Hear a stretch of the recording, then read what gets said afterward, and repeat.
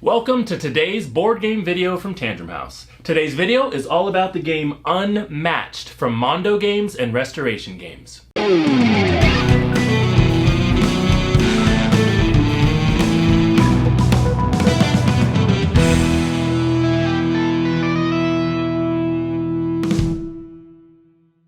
Welcome back. My name is Jonah, and like I mentioned, this is an overview video, and it's a comprehensive look into the game Unmatched. However, we're going to spend most of our time chatting about their new playable character, Deadpool. Now, this video is sponsored by the creating company, so you won't hear me talk about things I liked or didn't like about the game or characters. I'll keep my comments really objective and just give you that inside look into how the game's played and how the characters interact, so that way you can build your own opinions and you can decide if you like the game and if it's right for you. Unmatched is a miniature dueling game featuring fighters of all kinds. Today we're going to be focused on the Unmatched games that I had on hand, which are Unmatched Jurassic Park, Unmatched Goblin Fog, and of course new character Deadpool. Unmatched is for 2 to 4 players and takes about 20 to 40 minutes to play per battle. Now the goal of the game is to win, obviously, and be the last man standing in the duel. So players actually take turns maneuvering their fighters on the battlefield, playing schemes, and attacking their opponent's fighters. You can duel 1v1 or 2v2, it just depends on which Unmatched game and game board you're playing. In this video, we're going to take an inside look into a couple of categories about the game. We'll look at how to play Unmatched and the setup. We'll have a conversation around rules for gameplay and spend some time talking about Deadpool and how he plays. But first, how to set up the game. Select your battlefield and place it on the table. For this video, we'll be using the Raptor Paddock board from the Jurassic Park version of the game. Although, just like the playable characters, you can actually choose any battlefield you like from the mini versions of the game.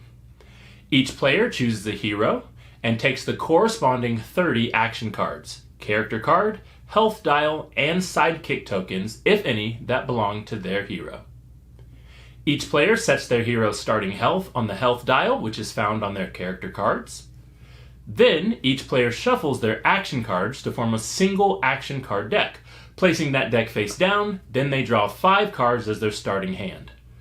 The rules state that the youngest player places their hero in the 1 space on the battlefield, and whoever's the oldest places their hero on the number 2 space of the battlefield, and now you're ready to play.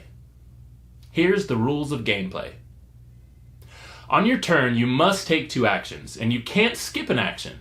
You can choose 2 of the same action or 2 of any other, and there are 3 total available actions. The actions are Maneuver, Scheme, and Attack. Whenever you take the maneuver action, you draw the top card of your deck, and then you may move your fighters. Now it's mandatory to draw the top card of your deck, and it's probably a good time as any to let you know that you do have a hand limit of 7 cards at the end of your turn. After drawing the card, it's optional to move your fighters.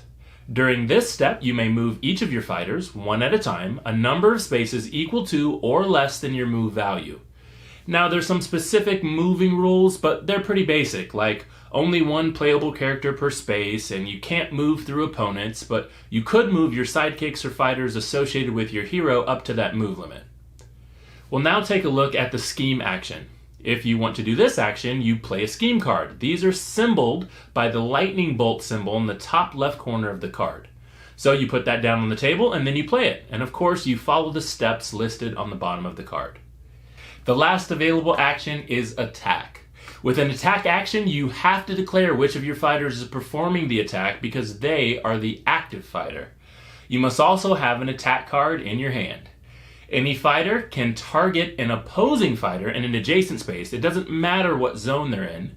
And some fighters are only melee fighters, and that means they can only attack fighters that are in adjacent spaces. Deadpool is a melee fighter. Other fighters are ranged fighters, and they can attack opposing fighters just as long as the opposing fighter is in the same zone. Once you've declared that you're going to attack and you've chosen your attack card, your opponent gets a chance to defend by selecting a defense card that you'll both play at the exact same time. Then you'll follow the card effects, if any, and resolve the result of the combat. The goal of the game, of course, is to reduce your opponent's health to 0, and once you've done that, you've won the game.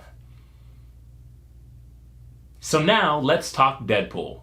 First, if you're nervous that what you've seen from Deadpool, maybe in the movies, isn't very family friendly, and you're wondering how that translates to the game, I can ease your mind.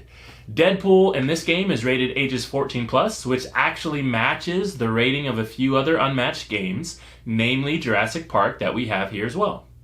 There are lots of Deadpool quips all over the game box, so if you're buying this from your friendly local board game store, you can actually get a good grasp of the essence of the character before you buy, just by reading the box.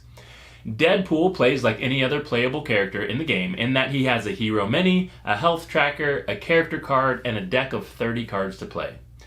Deadpool starts with a health of 10.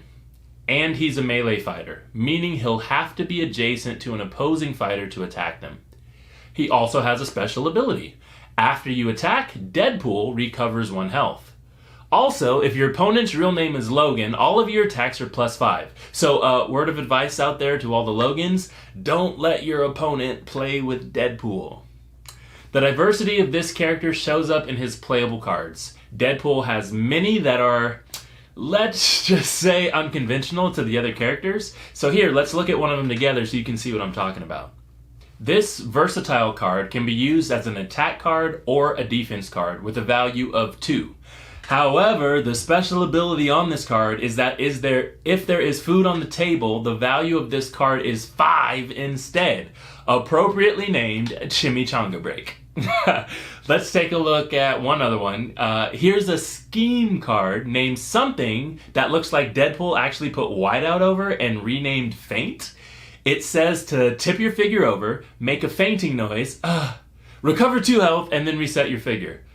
Let's also not take anything away from the artwork on some of these cards. Everything I'm sure you'd come to expect from the character that is Deadpool. We actually recently did a playthrough of Deadpool vs. the Raptors, so if you're interested in how the full game looks, be sure to check out that video as well. Anyway, thanks so much for joining us here at Tantrum House Studio J. Comment your favorite playable characters from the Unmatched games in the comments, and we'll see you guys next time.